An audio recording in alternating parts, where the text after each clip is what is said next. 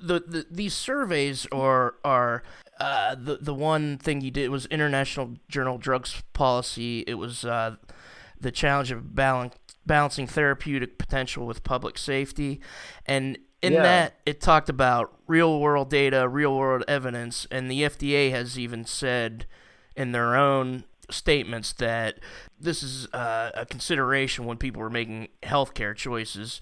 And then every time I see a study, it says, "Well, we do need human clinical trials." So, what is it going to take for there to go from kind of the collected evidence of user reports to human clinical trials? So that's a good question. As a social scientist, I mainly study people who are using it already.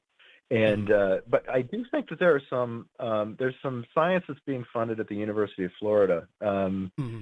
that is moving in that direction. I'm not sure that it's human clinical trials yet, but it is looking from a more basic science perspective at the potential of kratom to move through the usual process that drugs do in the United States.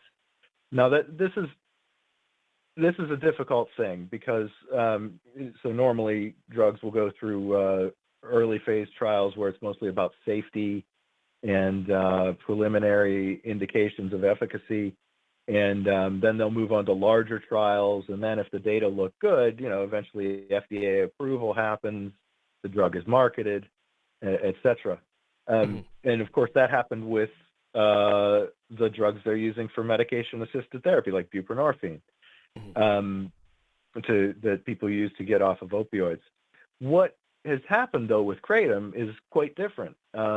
People in the West gained access to kratom, especially as the internet, the advent of the internet certainly aided that, and began to use it. Word of mouth spread, and they began to use it to ease opioid withdrawals and to get off of opioids, as well as other drugs that they didn't want to be using. I've seen quite a few reports of people getting off of SSRIs using kratom, and which have their own withdrawal syndrome. So basically, by the time the DEA got around to saying, "Hey, we should make this illegal," millions of Americans were already using it.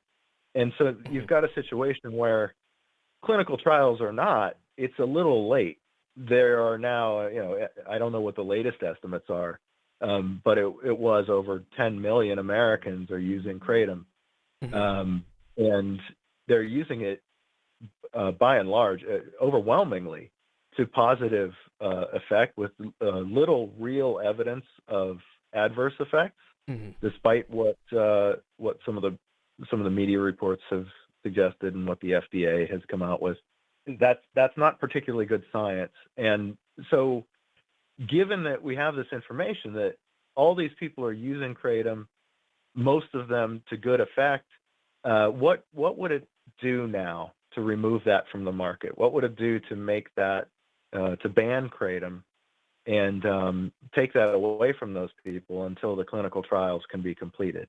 A number of us, Jack Hanningfield, Oliver Grundman, and myself, we argue that because of the situation with opioids and what addiction is like, taking kratom away now would be cruel, and it would lead to people going back onto opioids, and a certain percent of those people would overdose and die.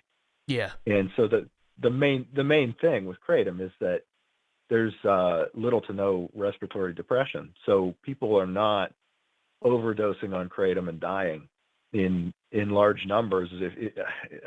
I'm not convinced there's been one. I haven't found good data to indicate that. And indeed, in the East, in Malaysia, where kratom has been used for at least a century, nobody's talking about people dying from it. So Yeah. uh, there's a lot of talk about the risks of kratom that's been overblown. Um, and it's not like it's not harmful if you take it away from people at this point.